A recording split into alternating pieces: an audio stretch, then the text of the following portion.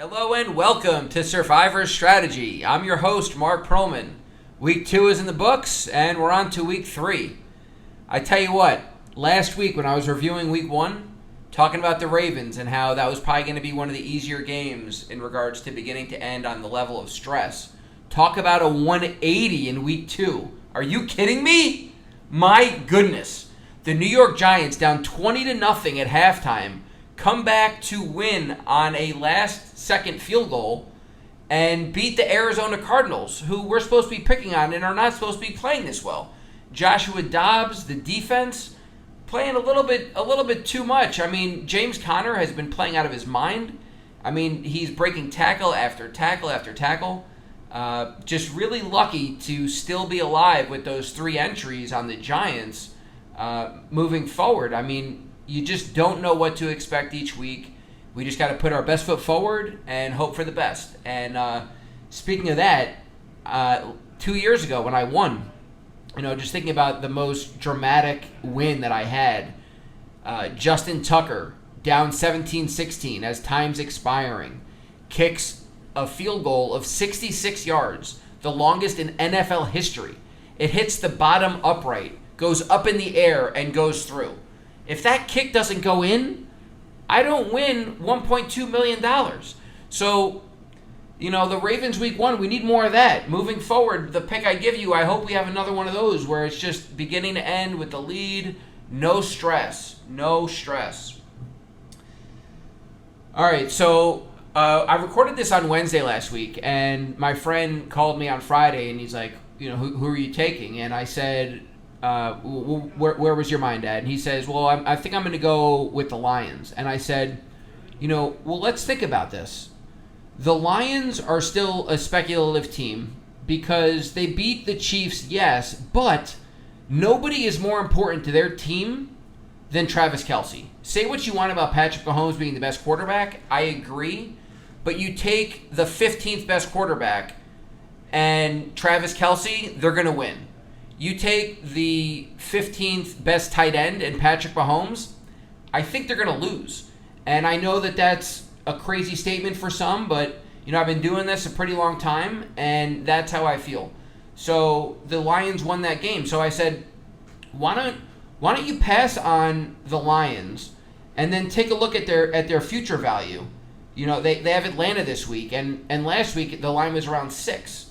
So if they win, well, now they're going to get to 7. You're going to feel a little more comfortable at home against the Falcons. If they lose, it's a free roll because you're going to take them anyways. So that was just where my head was at, and it saved him because he was going to take the Lions, and that's what I'm here for, to give good advice, and hopefully we just keep going forward.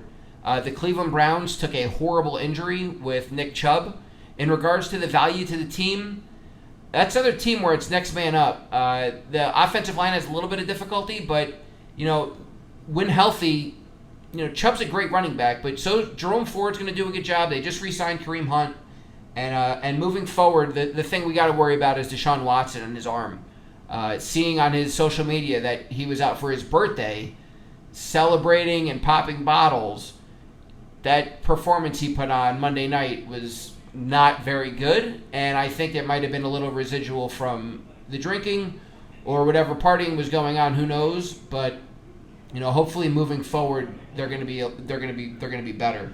Now, one thing this might save your entire Survivor season. In the rules, at least for Circa, and I'm assuming it's like this for others, if a game is not played due to weather, you will be eliminated as if your team lost or tied. You will be eliminated. So watch out for this tropical storm Ophelia, because if that continues and there's high winds, there's terrible downpour, and these games get postponed past this week, you will lose. So just keep an eye on that. For this week, Week 3, we're going with the aforementioned Kansas City Chiefs. Travis Kelce is healthy. Kadarius Toney played a lot better, so did Sky Moore. The team definitely looks pretty good. I mean, it wasn't an ideal game against Jacksonville, but they played well enough to win, obviously. So the pick of the week is the Kansas City Chiefs. Home against the Bears, Justin Fields has been terrible. Even if he has a good game, I could see them maybe covering the spread, but I don't see them winning this game. So that's going to be two of my picks. The other teams I'll be going with are the Dallas Cowboys, the Philadelphia Eagles, and the Buffalo Bills. One thing I had mentioned that I'll be giving you a pick each week at the end. This week we're going to be going with an anytime touchdown. We're going with Jerome Ford. He's plus 165 at Caesars, which is available in pretty much anywhere you're going to be betting. They're a good book to use at Caesars. Plus 165. He has to score a touchdown in 38% to break even. I think he's going to score around half the time. So anywhere like plus 110, plus 120, I think is profitable.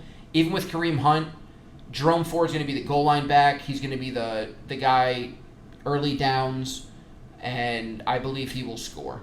So till week 4, remember, we're all survivors.